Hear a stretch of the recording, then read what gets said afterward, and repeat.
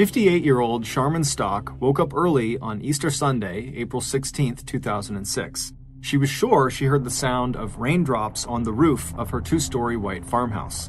She sat up in bed, already worried that her Easter egg hunt that she had planned for her 4 grandchildren that afternoon would be rained out, but just a second later, her husband of 48 years, Wayne Stock, reached over and gave her a gentle, reassuring pat on her back. Wayne knew how much his wife loved Easter. "Don't worry," he told her, "it's not rain, it's just the wind. I checked the weather last night, and it's going to be a beautiful day." At around 6:30 in the morning, the couple got out of bed, and Sharman headed downstairs to the kitchen to make sure that each of the Easter baskets she had put together for her grandchildren were perfect.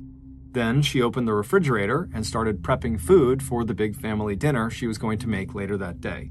And as she did this, she looked out the window, and just like her husband had predicted, the sun was already starting to poke through the clouds. Just an hour later, dressed in their best clothes, the Stocks were sitting inside Ebenezer United Methodist Church, saying hello to their neighbors and friends, catching up on local news, and just really enjoying one of their favorite holidays. The Stocks lived in a tiny town in eastern Nebraska called Murdoch. It was the kind of place where everyone knew each other and no one was worried about leaving their doors unlocked. In this tight-knit village of 270 people, Wayne and Sharman were especially well-liked and respected. They were active in the church, mentoring teens and teaching Sunday school. They also served on the school board, and Wayne had served in the Nebraska National Guard. Sharman had spent 17 years as a teacher's aide in the local elementary school, and now she operated a small business out of her house making specialty wedding cakes. In addition to the 1,000 acres of land Sharman and Wayne owned and farmed, the Stocks also had a successful business growing and selling hay. At 9:40 a.m., the organ music started and the congregation quieted down. As the couple waited in silence for the greeting from their pastor, Wayne and Sharman bowed their heads and gave thanks for all their blessings.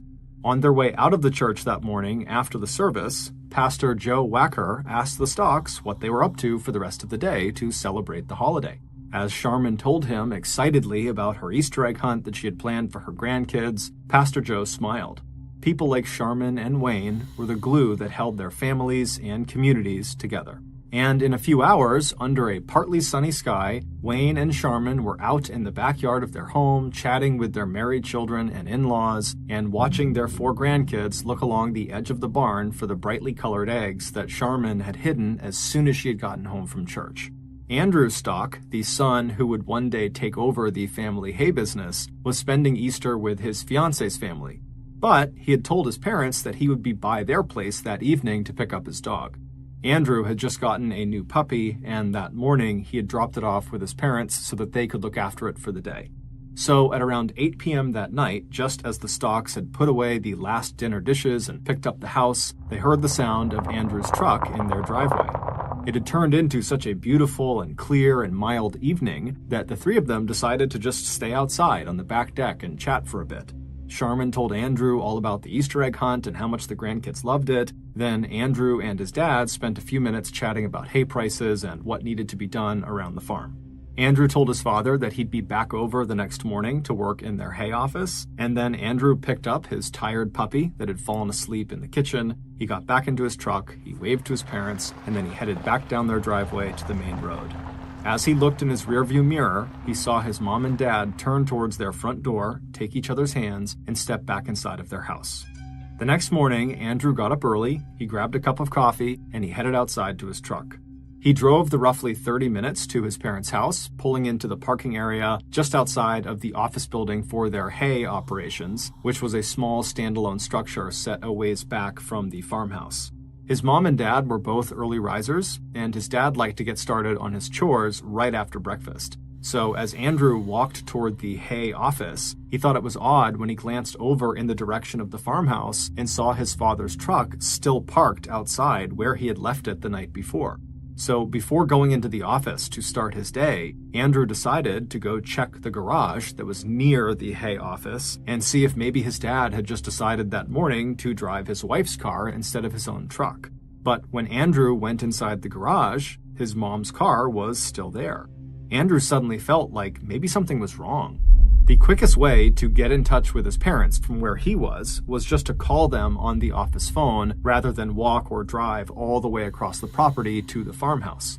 So quickly, Andrew left the garage and went into the Hay office building and picked up the phone to dial their number.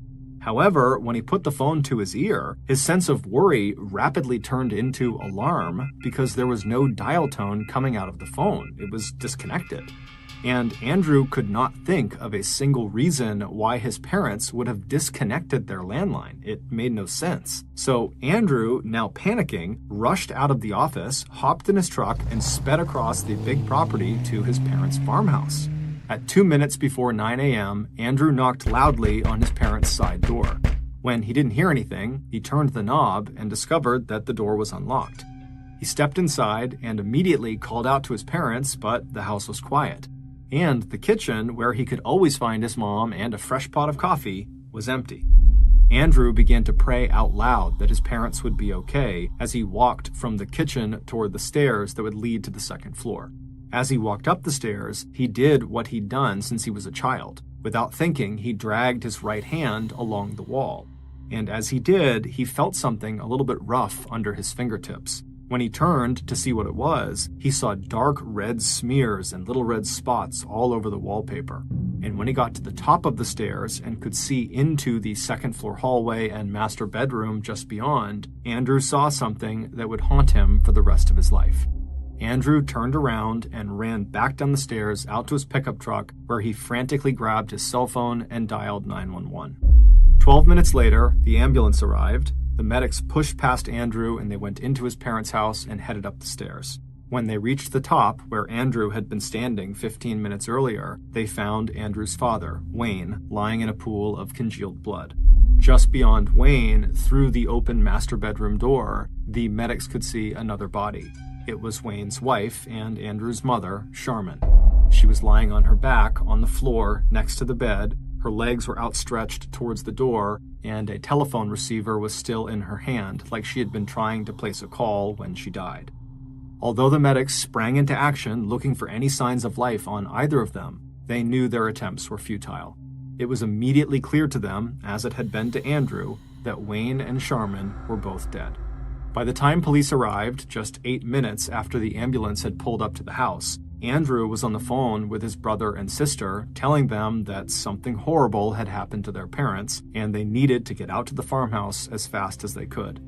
His sister Tammy remembered thinking at the time that whatever had happened, her brother must be exaggerating. The sleepy little town of Murdoch, where they lived, had to be one of the safest places in the world, and Tammy knew her parents were in good health. She had just spent the day before, Easter Sunday, laughing and talking with them, so they had to be just fine. But as she left work and climbed into her car, Tammy found herself repeating a prayer over and over again. The good Lord protects us. The good Lord protects us. But only a few minutes later, she would arrive at the farmhouse and would learn that both of her parents had been murdered. Tammy and her two siblings, Andrew and Steve, weren't the only people who were shocked and horrified by what had happened to Wayne and Charmin Stock.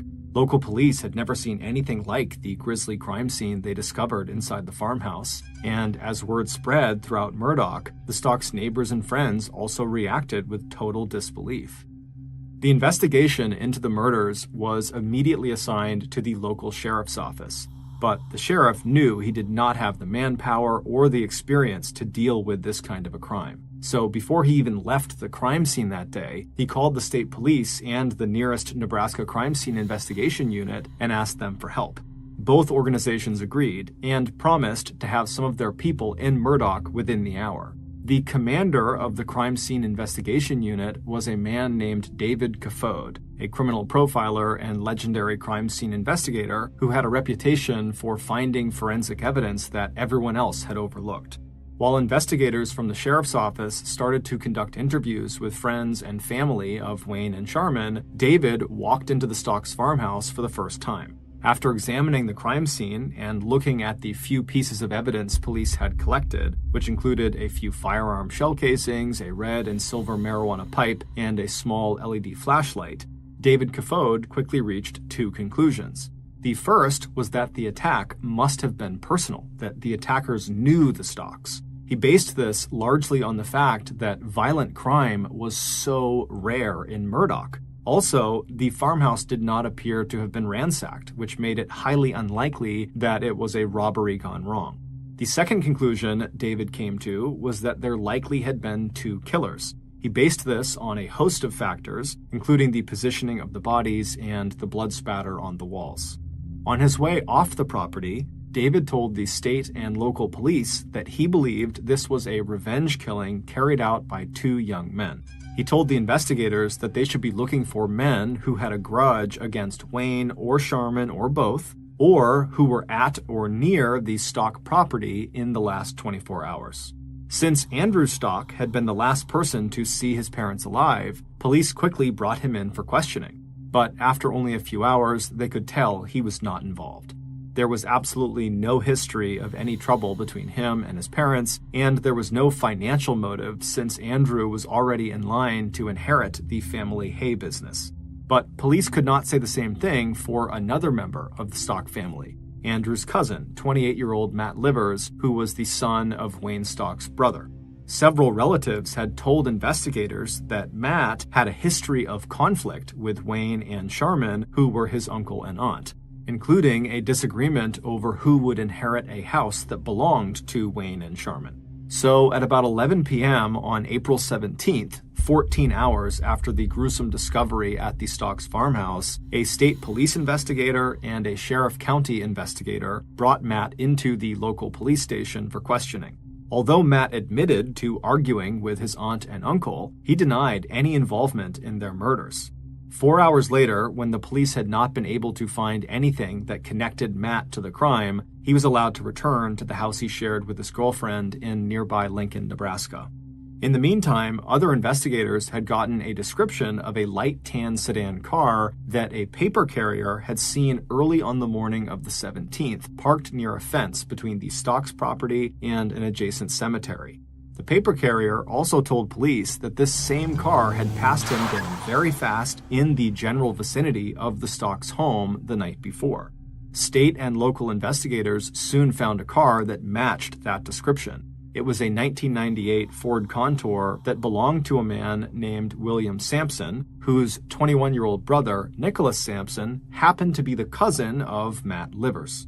On April 20th, 3 days after the killings, the Crime Scene Investigation Unit conducted a thorough examination of the Ford Contour. Although they did not find any physical or forensic evidence that linked the car to the Stock murders, they did discover that the car had recently been thoroughly cleaned and wiped down. So even without hard evidence, the fact that officers could draw a connection between a potentially suspicious vehicle and Matt Livers, and that Matt was the only suspect police could identify who had a personal motive for hurting Wayne and Sharman, investigators tightened their focus on Matt. They kept him under surveillance, they examined the trash he removed from his home, and they questioned his friends and his coworkers. Then, on the morning of Tuesday, April 25th, which was 8 days after the Stocks had been killed, investigators brought Matt Livers into the station where they gave him a lie detector test. After the test, they brought him into a room for another round of interrogation. Despite Matt repeatedly saying he had nothing to do with the murders, no one believed him. And at the conclusion of this 11-hour straight interrogation session, police would tell Matt that he failed his lie detector test. Shortly after hearing this, Matt Livers confessed that he and his cousin, Nicholas, had in fact killed Wayne and Sharman Stock. The Stock children were devastated all over again. Not only had they lost their parents, but now members of their own family had admitted to committing the murders. They did not want to believe it, and aside from Matt's confession, there still was no hard evidence actually linking Matt or Nicholas to the killings, and so some of the Stock family actually held out hope that maybe there had been a mistake. But that would change on May 8th, 3 weeks after Wayne and Sharman were found. Known for his thoroughness, the legendary crime scene investigator David Caffode ordered a second examination of the inside of the Ford Contour. And this time, he conducted the search himself. After going over the car interior 1 inch at a time, David discovered a single speck of blood underneath the dashboard. DNA testing showed that the blood belonged to Wayne Stock. This was the official nail in the coffin for Matt and his cousin Nicholas. They were both promptly charged with murder and sent to jail to await trial. While the residents of Murdoch breathed a sigh of relief knowing the killers were now behind bars, the police announced publicly that the bloody crime that had sent fear and shockwaves through the town and that had made headlines in the national press had been solved and the case was closed. Or rather, it would have been closed if it hadn't been for a single question raised by a young investigator named Christine Gabig, who worked in the sheriff's crime lab that had analyzed the evidence collected at the scene of the Stock murders. 2 days after the discovery of the marijuana pipe and LED flashlight that police had found outside of the Stock's house on April 17th, just hours after Andrew had discovered his parents' bodies, police, who were doing a final sweep of the crime scene, found a man's gold ring on the floor out of sight in the Stock's kitchen. The ring did not belong to either Wayne or Sharman, but the team investigating the murders did not think the ring could be connected to their case. They decided it was more likely that the ring had just been dropped in the kitchen sometime in the past by any number of visitors or family members, and no one had found it until now. But to Christine, the ring was a loose end that needed to be tied up. She knew Sharman ran her cake business out of her kitchen, and after asking around, it turned out Sharman had a reputation for being a perfectionist who kept her kitchen immaculately clean at all times. And so Christine's thinking to herself, how is it possible that Sharman is in this kitchen all the time, constantly cleaning it up and constantly making sure it's perfect? How does she not find this ring when we found it within a couple of hours of being in her house? It just didn't make any sense. Christine decided she would try to track down the owner of the ring to see how it wound up in the Stock household. When she looked at the ring, she saw there was a jeweler's mark on it, as well as an inscription that said, "Love always, Corey and Ryan." The inscription was distinctive because it was on the outside of the ring rather than the inside of the gold band. It took a while, but finally, in mid-May of that year, Christine was able to trace the jeweler's mark to A&A Jewelers in Buffalo, New York.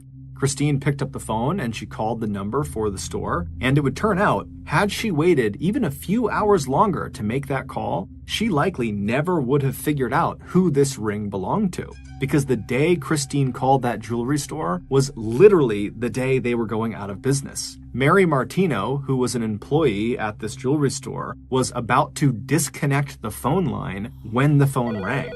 She picked it up, and without even waiting for an answer, she told the caller, who was Christine, that they were shutting down the store for good and, best of luck to you, and she was about to hang up. But Christine butted in and said, "Please, I'm a police officer and I need your help finding the owner of a ring that you sold. It's involved in a homicide case." Mary was very surprised to hear this, and also pretty excited. The idea of assisting in a murder case was kind of thrilling. So Mary spent the next 3 days and 2 nights in the jewelry store's warehouse tracking down the order for that gold band. 4 days later, Mary called Christine back and told her that the ring had been shipped to a Walmart in Beaver Dam, Wisconsin. 70 phone calls to Wisconsin later, and Christine had found the ring's owner, a man named Ryan who lived 2 full states away from Murdoch, Nebraska. The ring had been a gift from his ex-girlfriend, Corey. Christine could just about see Ryan shaking his head on the other end of the line. He said, "I have no idea how my ring got to Nebraska." It turned out that Ryan's ring had been inside the glove compartment of his red Dodge Ram pickup truck, and that truck had been stolen in Wisconsin on April 15th, 500 miles away from Murdoch, Nebraska, and 2 days before the murders of Wayne and Sharman Stock. And then Ryan's truck had been found abandoned a few days later on April 18th in Louisiana, 3 states away from Murdoch, Nebraska. And the people who police believed had stolen Ryan's truck, 17-year-old Jessica Reed and 19-year-old Greg Fester, were already in police custody in Wisconsin. On June 6th, roughly 2 weeks after Christine made this discovery about the ring, the same 2 investigators who had gotten Matt Livers to confess to the murders of Wayne and Sharman Stock arrived in Dodge County, Wisconsin, and conducted separate interviews with Jessica and her boyfriend Greg, who'd been accused of not only stealing Ryan's pickup truck, but also going on a 4-day crime spree over that Easter weekend that took them from Wisconsin to Louisiana. And needless to say, investigators were shocked at what the teenaged couple told them. They claimed that they knew who killed Wayne and Sharman Stock, and it was not Matt Livers and Nicholas Sampson. Based on those interviews with Jessica and Greg, and new evidence that police would uncover over the next 5 months, the police would come to the same conclusion as the teenagers. Matt and Nicholas were innocent. They did not kill Wayne and Sharman Stock. The following is a reconstruction of what actually happened to the Stock couple. But before we get into the rest of the story, I'd like to talk to you about today's sponsors. Okay, back to the story.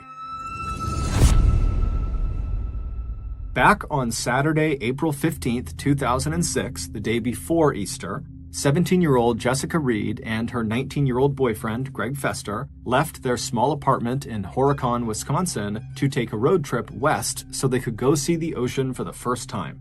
Jessica, who had once been a high school honor student and cheerleader, had dropped out of high school following her parents' divorce. She had started using drugs and began dating Greg, who had a long history of drug and alcohol abuse, as well as an extensive criminal record. Greg was also in and out of treatment for psychiatric disorders. The young couple didn't have a car of their own, so they began their road trip by stealing and then abandoning 2 different vehicles. Apparently, they hadn't liked either of them. They also broke into an empty house and stole a 12-gauge shotgun, ammunition, and an envelope full of cash. They eventually reached a farm where they saw Ryan's red Dodge pickup truck, and the couple thought that vehicle was perfect for them. So Greg hotwired the truck, and he and Jessica hopped in and started to drive west. As they drove, they got high on marijuana, cocaine, and dextromethorphan, which is a stimulant found in cough medication. Eventually, Greg turned the truck and headed southwest to the bordering state of Iowa. It was around this point that the couple stopped talking about wanting to go to the ocean to go see it for the first time. Now they were just solely focused on trying to rob as many people as they possibly could because they wanted money, and it seemed like they kind of enjoyed it. So on their way through Iowa, they robbed 2 more houses, vandalizing the first and stealing another shotgun, ammunition, and $300 from the second house. Then, on April 16th, Easter Day, the couple crossed from Iowa into Nebraska. As the day wore on, the towns they passed through were located very far apart, separated by miles and miles of cornfields or empty tracts of flat land. At this point, they started arguing about what houses they should rob next. Jessica thought they should just take the next thing that comes along because of how far apart everything was. But Greg, who was starting to feel jumpy and irritable as he came down from his massive cough medication high, rejected all of Jessica's suggestions. Feeling annoyed, Jessica just started to ignore him. Jessica had already searched the glove compartment of this truck for money when they first got in, and she hadn't found any. But now that she was bored and kind of angry with Greg, she just reached down and opened the glove compartment again to see if, maybe she had missed something. Feeling around in the back of this glove compartment, Jessica found a man's gold ring with an inscription on the outside of the band that read, "Love always, Corey and Ryan."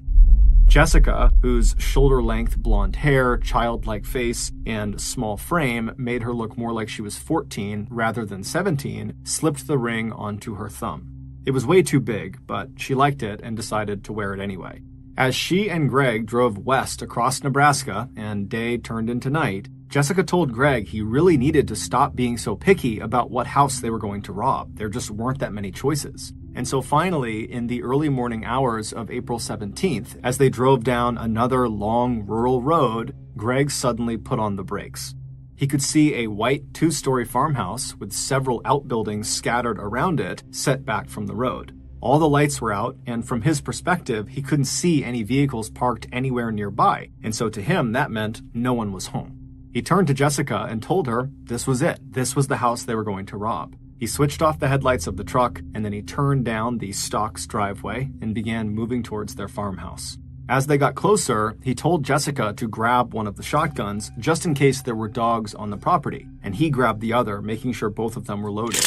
Then, after he parked the truck in front of the farmhouse, he stuffed a few more shells into the pocket of his jacket and told Jessica to get out of the truck. Crouching down and trying to make as little noise as he could, Greg walked toward the side of the house looking for a way to get inside. And he didn't have to look for very long, because within a couple of minutes, Greg found an unlocked window leading into the laundry room on the first floor. He lifted the screen and crawled through the opening into the house. Then he opened the back door and let Jessica inside. They didn't stay long on the first floor of the house before heading upstairs, but they did stay long enough that while passing through the kitchen, Ryan's gold ring on Jessica's thumb slipped off and rolled out of sight somewhere on the floor.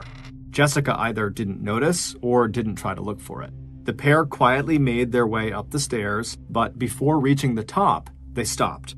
Very clearly, they could hear the sound of someone upstairs snoring. This house was not empty.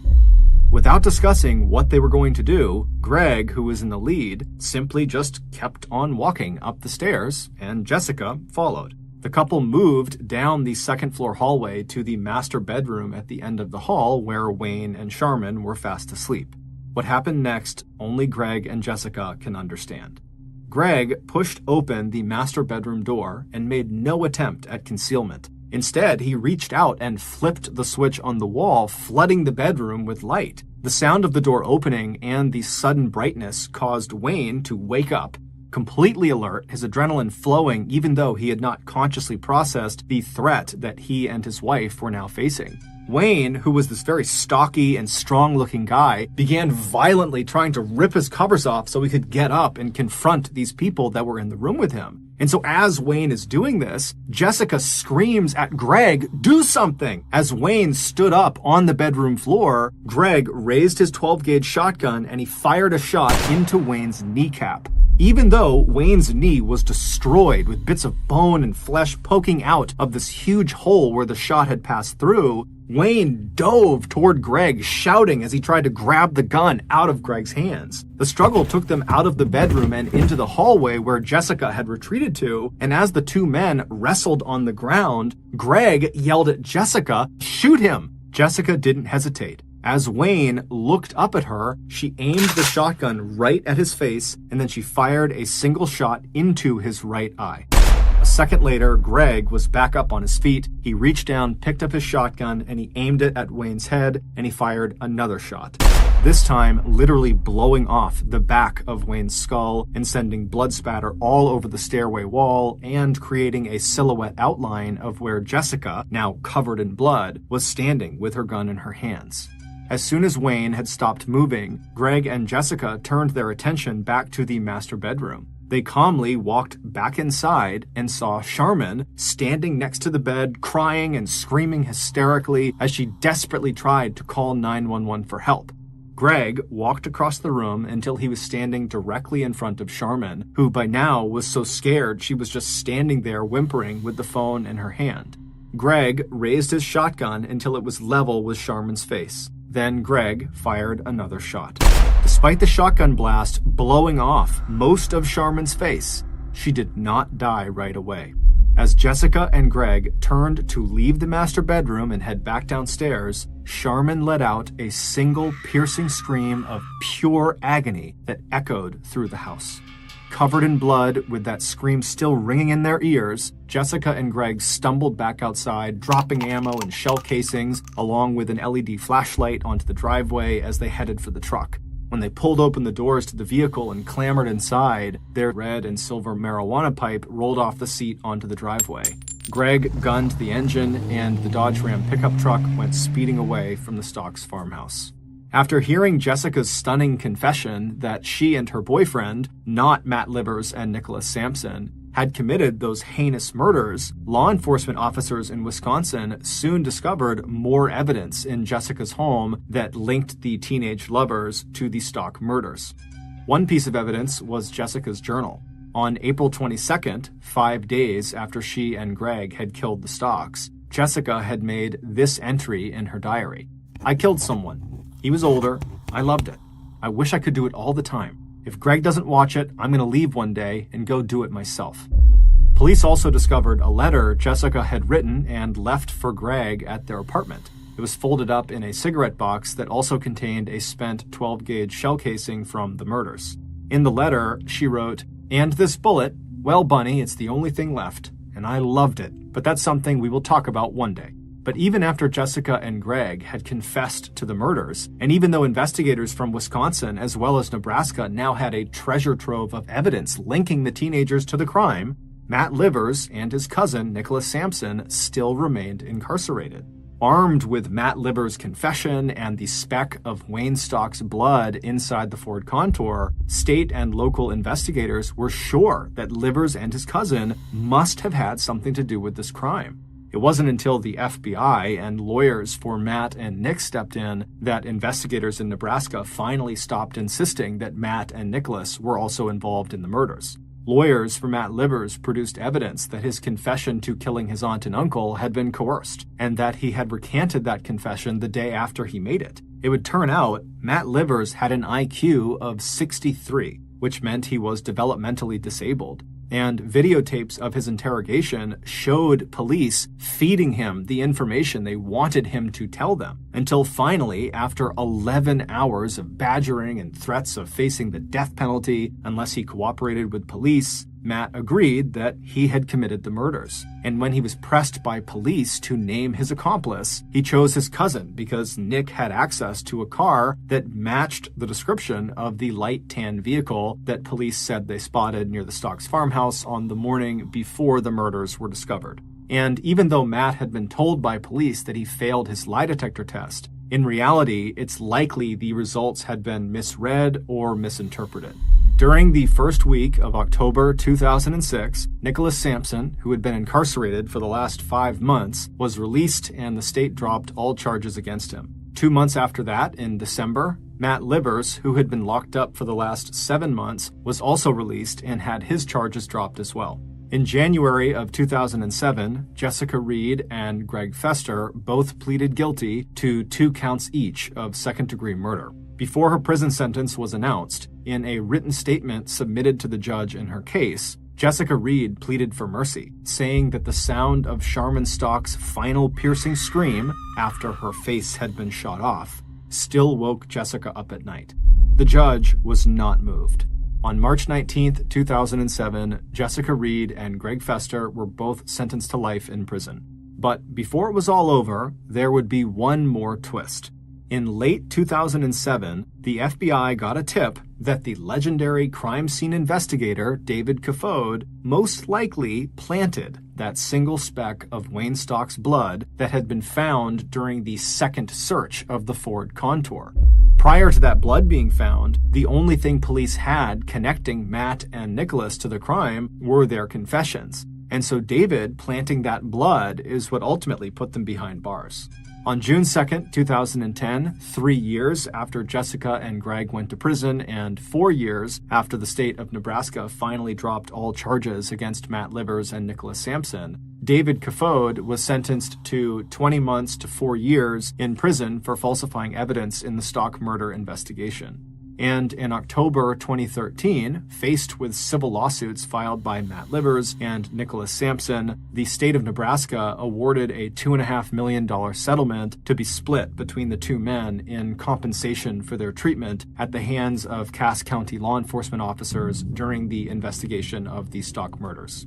As for Andrew Stock, who discovered his parents' bodies on the morning after Easter 2006, justice may have been served, but his family will never recover from their loss. In the early 1990s, a woman in her early 20s, named Krista Frater, was working as a manager inside of a retail store called the Boston Store in Madison, Wisconsin. Not long after she was hired there, the Boston Store would hire another employee to work at their Madison location. His name was Bart Halderson, and like Krista, he was in his early 20s, although he was 3 years younger than Krista, and he was hired to be a clerk.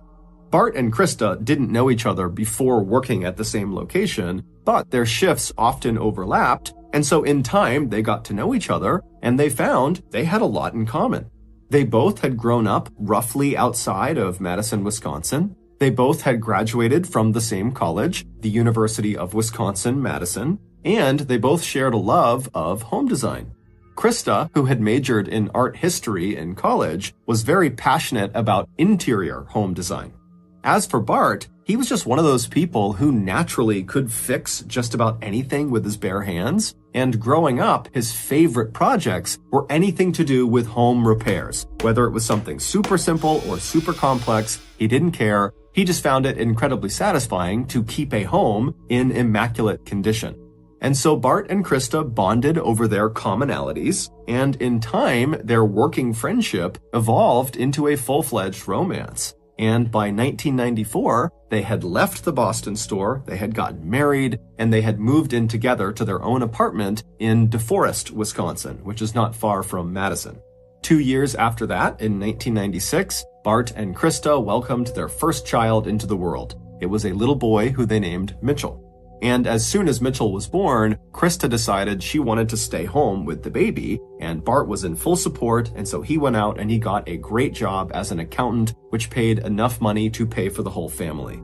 And 18 months after Mitchell was born, Bart and Krista welcomed their second and final child, another boy who they named Chandler. A few years after Chandler was born, Bart and Krista had saved up just enough money that they could finally afford to buy a house of their own. And the house they finally settled on was just this very modest, small 2-story home in this very quiet little town in Wisconsin called Windsor. Windsor is not far from DeForest, where they had been renting an apartment. But this little house in Windsor was perfect for Bart, Krista, and their boys.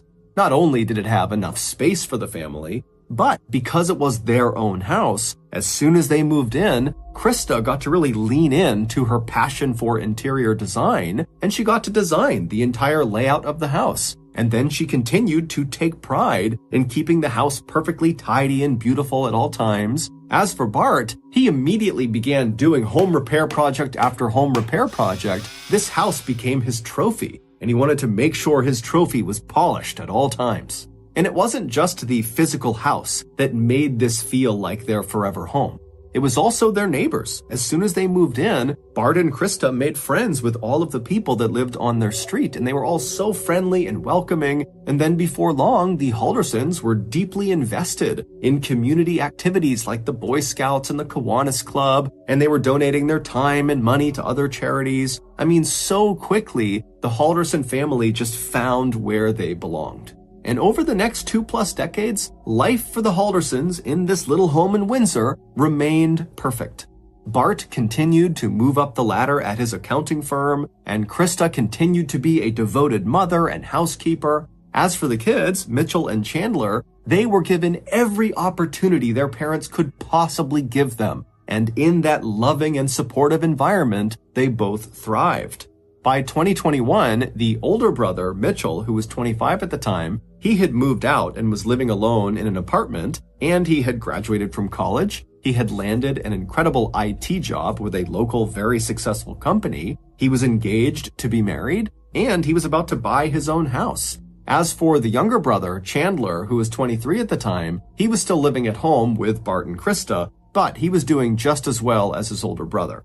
He was in his final year of college, but he had already accepted a full-time job with SpaceX that was set to start in Florida as soon as he graduated. And while he was in his final year of college, in between his studies, he worked part-time at a local insurance company to help pay rent to his parents, and he also volunteered the rest of his spare time with the Madison Police Department on their rescue scuba diving team. Chandler was also in a committed relationship with his girlfriend. But despite how well everything was going for Bart, for Krista, for Mitchell, for Chandler, their lives were about to take a serious turn for the worst. It all started in June of 2021. That month, Chandler, who was only weeks away from flying out to Titusville, Florida to start his job with SpaceX, fell down an entire flight of stairs, smashing his head in the process. Now, he immediately picked himself up and tried to tell himself that he was okay, but over the course of that day, he started to feel woozy and disoriented, and his legs started to feel numb. And so in a panic, he rushed himself to the hospital, and unfortunately, when they scanned his brain and they checked him out, the doctors discovered he had a severe concussion from this fall, and he had a brain bleed that almost certainly would require surgery at some point down the road.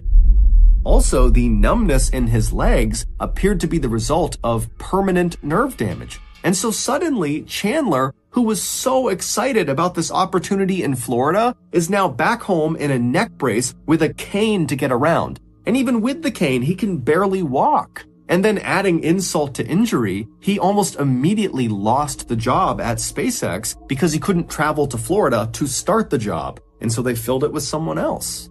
Chandler did his best to stay positive and optimistic, but I mean, this was a crushing blow. Everything he had worked for had just been taken away. And it was crushing for his family too. I mean, seeing their beloved Chaz, as they called him, laying on the couch looking totally miserable and depressed all day was awful. But despite how bad Chandler's accident was, the trauma it inflicted on Chandler and his family was nothing compared to what happened next. The Haldersons owned a small cabin that was located in a part of Wisconsin called White Lake. It was located about 3 hours drive to the north of their home in Windsor, and the cabin was situated inside of this rural forested area right near a big lake called White Lake, hence the name of the area. This cabin had been in the Halderson family since the 1940s, and when Mitchell and Chandler were little kids, Bart and Krista would take them up there all the time to go fishing, to go swimming, or just to relax. It was like their vacation home. But at some point, Chandler and Mitchell reached a certain age where they weren't that interested in going to the cabin anymore, and so as a result, Bart and Krista basically stopped going. However, just 2 weeks after Chandler's horrific injury, there was this huge storm that rolled through the White Lake area, and after the storm had passed, some people who lived permanently in White Lake called Bart and Krista and told them, hey, I was driving past your cabin and I saw there was some broken windows. It looks like your cabin might have been damaged from this storm. And so Bart and Krista, they're thinking, oh my goodness, we got to get up there as soon as we can and patch up that window and fix the rest of the cabin before another storm rolls through and totally ruins the cabin. And so Bart and Krista pull out their calendar and they see the next weekend coming up is the 4th of July weekend. The 4th of July is a very big holiday in America. It's when we celebrate our independence. And the way White Lake celebrates the 4th of July is with a big parade down Main Street and these amazing fireworks out over White Lake. And so Bart and Krista, they figure, you know what, let's just hold off and head up to our cabin in a couple of days to time it with the 4th of July weekend, and we can make the necessary repairs, and we can enjoy the festivities of the holiday and kind of have a mini vacation up there. And so that was all fine and good, but right before they left for this trip up to White Lake, Bart and Krista started acting a little weird. On the evening of Thursday, July 1st, the day before Bart and Krista are supposed to leave for this trip, they begin packing up their things. And since Chandler lives with them, he's at home, he sees them doing this, and at some point he kind of got up and hobbled over and tried to help them pack, but that was short-lived because his legs were so weak. And so he sat down and just kind of watched them pack. And what he saw is they were packing lots and lots of cash and silver bars into their luggage. Although this was kind of odd to Chandler, he decided not to say anything because he figured, you know what, maybe they want to stash their cash and silver in the cabin like a keepsake, I don't know, but it's their business, it's not mine. And so Bart and Krista, they continue to pack up their things, and Chandler, because he can't go anywhere, just continues to kind of watch them pack. And at some point, Chandler asks his parents, so how are you getting up to White Lake? And his parents would say, oh, we're just getting a ride from our friends, another couple, they're driving us up. But they didn't tell him who the couple was. They basically just said, it's our friends. And so again, Chandler's sitting there thinking, okay, this whole thing is a little bit weird, but you know what? It's their business. I'm not going to ask about it. They obviously don't want to tell me. And so he just kind of let it go. And so at some point, Bart and Krista, they finish packing and they move all their luggage to the front of the house right near the front door. And then a little while later, they and Chandler would retreat to their rooms and they would go to sleep.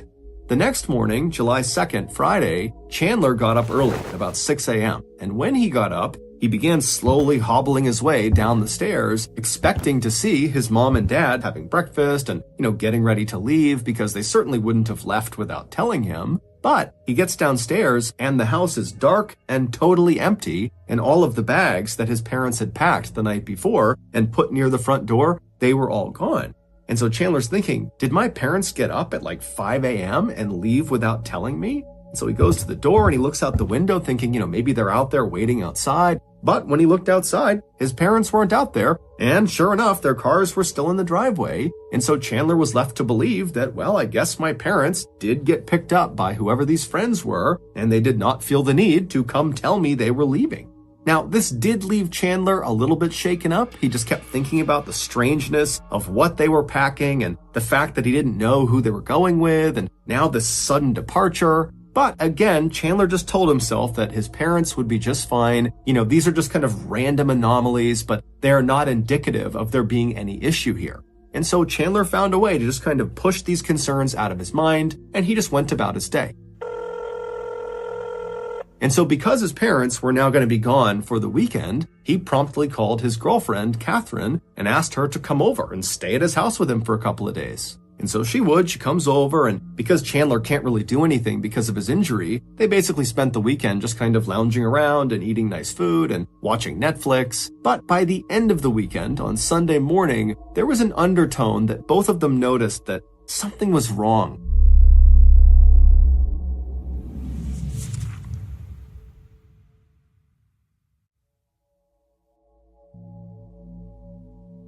Chandler had told his girlfriend about the strangeness of his parents' quick departure to White Lake, but he had said to her, I'm sure it's fine, and she basically said the same thing, that of course your parents are fine. But by Sunday, Bart and Krista had still not called or texted or checked in with Chandler or Mitchell or anybody. They were just totally gone and silent. And whenever Chandler or Catherine tried calling Bart or Krista's cell phone, it didn't even ring. It just went straight to voicemail. But by late that day, Sunday, July 4th, when really concerns were starting to mount about what happened to Bart and Krista, Krista would text her son, Chandler.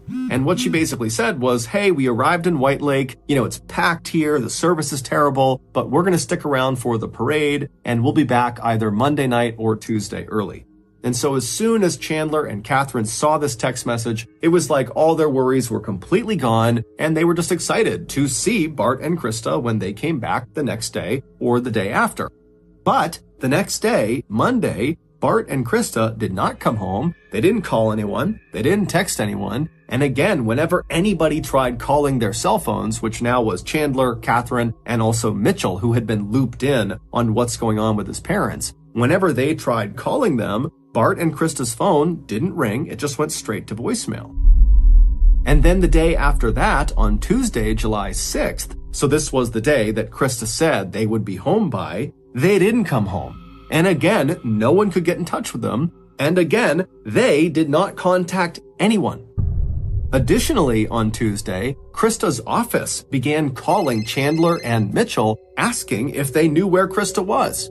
Krista had recently taken up a customer service job at an auto body shop, and apparently she was scheduled to work on that day, Tuesday the 6th, and she was scheduled to work on that previous Friday, which was the day Bart and Krista left for the lake, meaning she had left on this trip without telling anybody at work. And according to her boss, Krista was the type of person who, even if she was running a couple of minutes late, she would call ahead or text ahead and let people know. So for her to just completely not show up and tell no one was totally out of character. But before Chandler, Mitchell, and Catherine could process this information, Bart's employer began calling them, asking the same things. Hey, do you know where Bart is? He's supposed to be working right now, and we can't get in touch with him, and he didn't put in for time off. And so all afternoon on Tuesday the 6th, Chandler, Mitchell, and Catherine and other family members are trying to call Bart and Krista. They're calling other people in White Lake to see if anybody knows where they are, but nobody does. And so finally, the next morning on Wednesday, July 7th, when still there was no word from Bart and Krista, Chandler goes to the police and he files a missing person report. And pretty much right away, the police in Windsor contacted the police up north in White Lake and asked them to do a check on this cabin to see if maybe Bart and Krista were there. And maybe they just had terrible service, or, maybe there was some sort of accident or something that happened. But when the White Lake police arrived at the Halderson cabin, Bart and Krista were not there. No one was there. In fact, the cabin looked like it had not been used in months. The outside was totally overgrown, and inside there was no food in the fridge.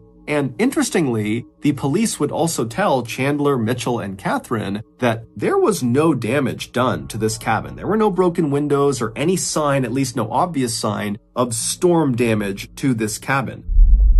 And so after this revelation, of course, Bart and Krista's family is like, wait a minute, who called them and told them to head up there to fix these obvious broken windows? Are those the same mystery friends that drove them up in the first place? I mean, what's going on here? Was this some sort of trap? Have they been set up? Are they okay? And so by the following day, Thursday, July 8th, when still there was no sign of Bart or Krista, and the police really didn't have any new leads to speak of, Chandler was desperate, and so he went to local media and he said, please run a story about my parents and get the word out there that they're missing and maybe someone knows something and they'll come forward. And so local media, they would do that. They would run this piece. And so while this media coverage is going on the 8th, Chandler would go back to his home and he would hobble door to door asking each of his neighbors if they had a security camera on the front of their house that might have picked up an angle of the street and so may have seen his parents on the morning of July 2nd when they climbed into that mystery couple's car that took them up to White Lake. Chandler was hoping that if he got this footage, somebody would be able to identify who these mystery friends were. But unfortunately, none of his neighbors had that footage. But as it would turn out, it didn't matter, because on that day, the 8th, the police made a discovery that at first seemed relatively minor, relatively small, but when they examined it more closely, they realized it was a huge discovery and it completely broke the case wide open. To understand this breakthrough, we have to go back to June 29th, 2021. So 3 days before Bart and Krista hopped into that mystery person's car and headed up to White Lake. On that day, June 29th, Bart had finally just had it.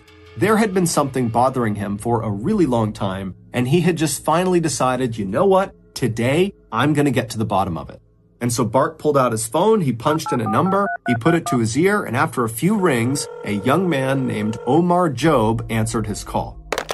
In total, Bart and Omar would talk on the phone for a total of 17 minutes. And for the first half of the call, it was basically just Bart being really angry and aggressive towards Omar.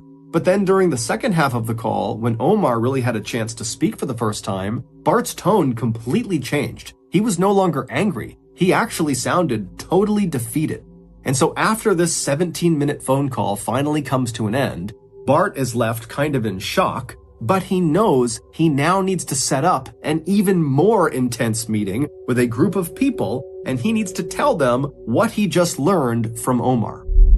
And within 24 hours, Bart had set this additional high-stakes meeting with this other group. It was set for 3 p.m. on July 1st. July 1st was the day before Bart and Krista would leave for White Lake. And so on July 1st, the day of this new pivotal meeting, Bart was working from home, and at some point he looked at his watch and he saw it was just after 2 p.m. And even though this meeting he was going to have was still an hour away, the location of the meeting was a bit of a drive away, and so he knew he needed to leave soon. And so Bart stopped working and he texted Chandler, who was in the house with him. He just said, ready to leave when you are. Chandler was aware of how important this meeting was for his dad. He also understood the terrible position his dad was in. And so he had agreed to go with his dad to this meeting. And so after a couple of minutes, both Chandler and Bart have gotten dressed and ready for this meeting, and they met downstairs on the first floor, and after kind of a nod to each other, they begin walking towards the front door.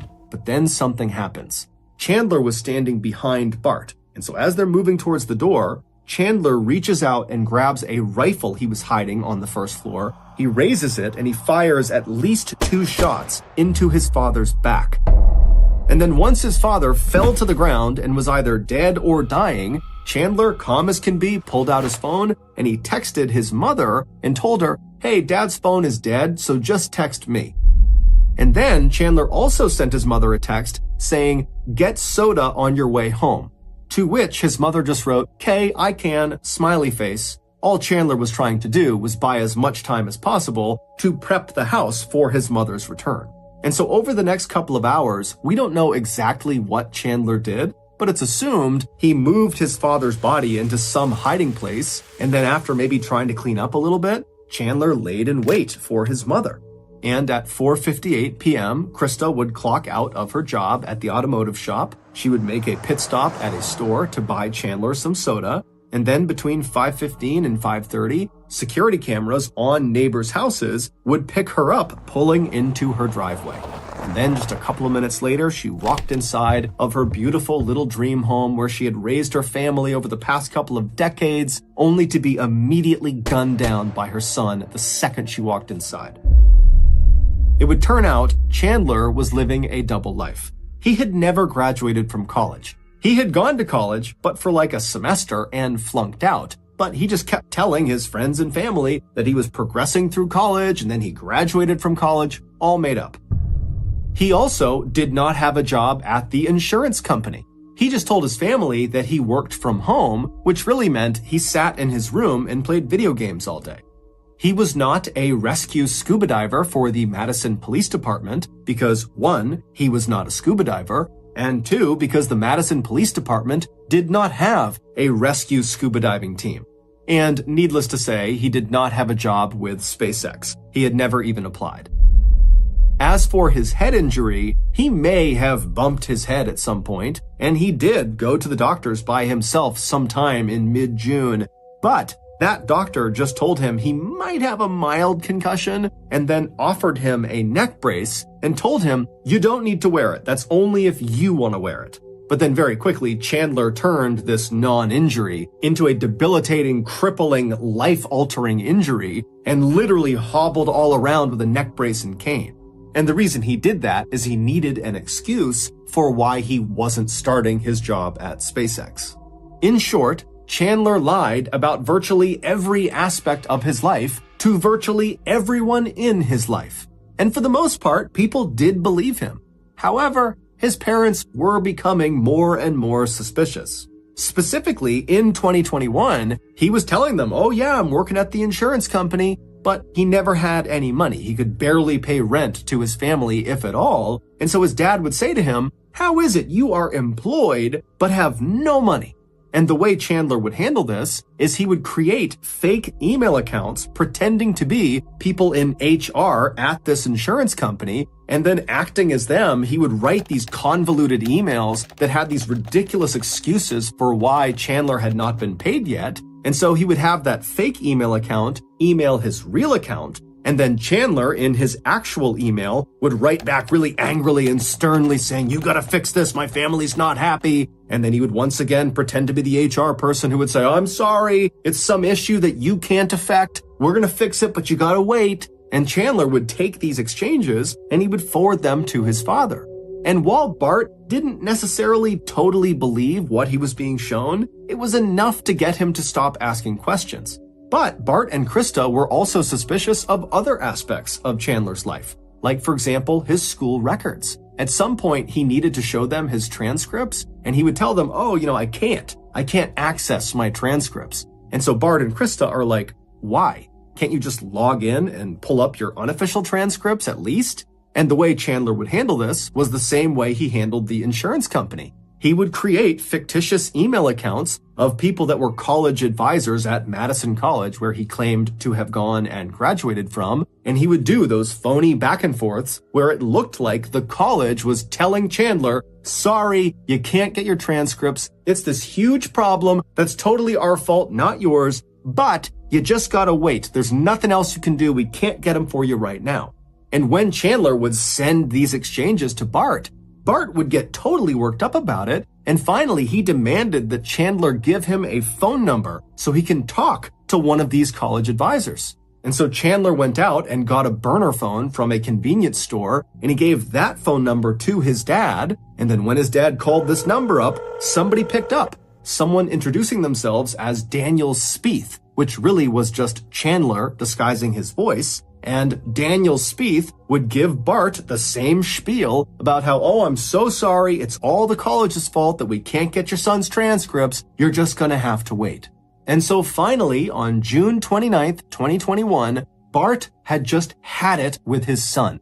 He was convinced his son was lying or there was something going on, there was just too much about his son's life that didn't add up. And so Bart decided he was just going to call Madison College and pretend to be Chandler and see if he could get his transcripts. And so he dialed a number for customer service at Madison College, and after a few rings, Omar Job, a customer service rep at Madison College, picked up. And initially, Bart was kind of aggressive and mean towards Omar for really no reason other than he was just so frustrated with this whole situation. And so he's on this call pretending to be Chandler, and he's kind of barking at Omar to give me my transcripts right now. I go to your school. There's no reason you can keep them from me. But then after a couple of minutes, Omar finally was able to talk. And he said, hey, Chandler, I looked you up in the system and you don't go to this school. You've never gone to the school save for maybe one semester and you failed out.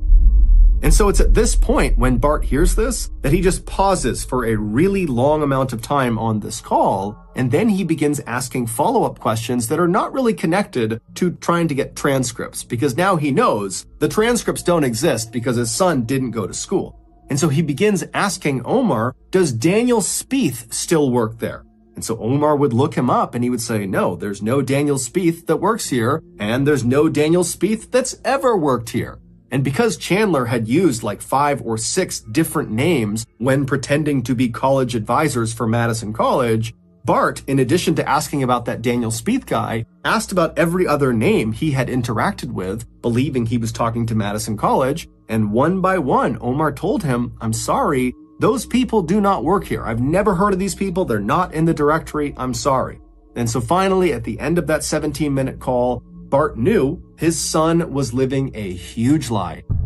And so he hung up with Omar, and then Bart called real college advisors at Madison College, and he set a meeting for July 1st at 3 p.m. And then he told Chandler that he had set this meeting, and Chandler was going to come with him, and they together were going to ask those college advisors why they can't produce Chandler's transcripts. Now, Bart, of course, knew Chandler did not have transcripts, and so he likely had set this meeting to get Chandler to call the meeting off and come clean about this big lie so that Bart could get his son back on the right track, stop lying, and live a real life.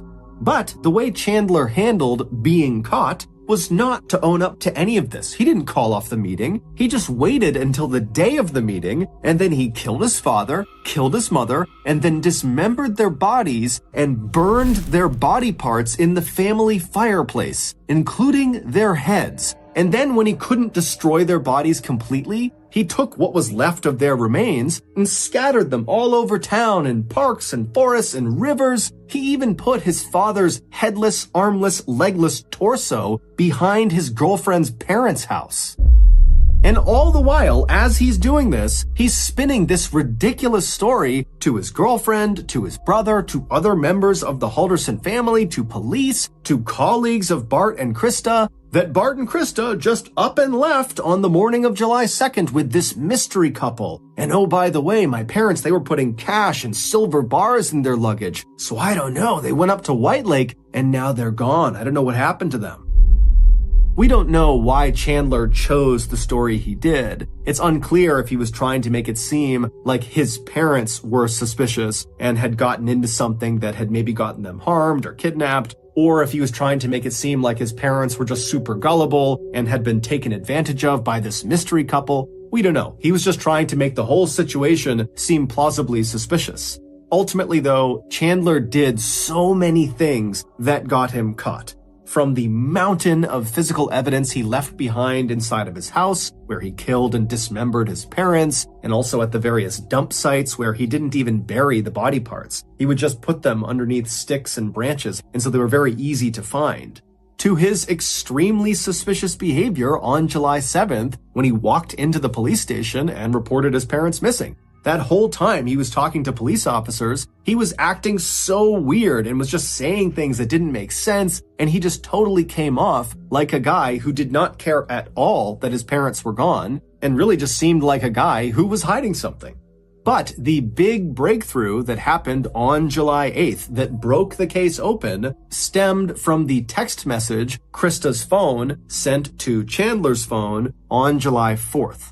When Chandler walked into the police station on July 7th and said, "My parents are missing," one of the first questions they had for him was, okay, well, when was the last time you spoke to your parents? And Chandler would tell them he got a text message from his mother, Krista, on Sunday, July 4th. And then he showed them the text message. And the text message said that they had arrived in White Lake and they were going to be sticking around for the parade and they'd be back in a couple of days. But the police noticed that this text message had been sent on July 4th, but in White Lake that year, the parade was on July 3rd. So when this text came through, the parade that anyone in White Lake would be aware of, it's a small place, you're not going to miss this parade. The parade had already happened. So why would Krista be texting her son that she was going to stick around in White Lake for the parade that had already happened? And so this led police to check phone records, and they would discover that text message was sent from Krista's phone to Chandler's phone. But when it was sent on July 4th, Krista's phone was not in White Lake. Instead, it was inside of the Halderson home, right near Chandler's phone. And so when police went to the Halderson house, they searched it and they found Krista's phone in the garage, underneath a drawer, inside of a shoe, wrapped in tinfoil, next to her driver's license. And so Chandler had obviously sent that text message on July 4th using his mother's phone to himself. But he had just gotten the date wrong of the parade. And so this discrepancy really opened up the floodgates, and before long, it was beyond obvious that Chandler was the killer. And after a thorough investigation, it was determined that Chandler had acted entirely alone, meaning Catherine, his girlfriend, and his brother Mitchell had nothing to do with it. They were just innocent bystanders. Chandler would ultimately be found guilty of killing his parents, and he would be sentenced to life in prison without the possibility of parole. Chandler has still not taken any responsibility for what he's done. Instead, he just tells anybody who will listen that his plan is to continue to appeal his verdict.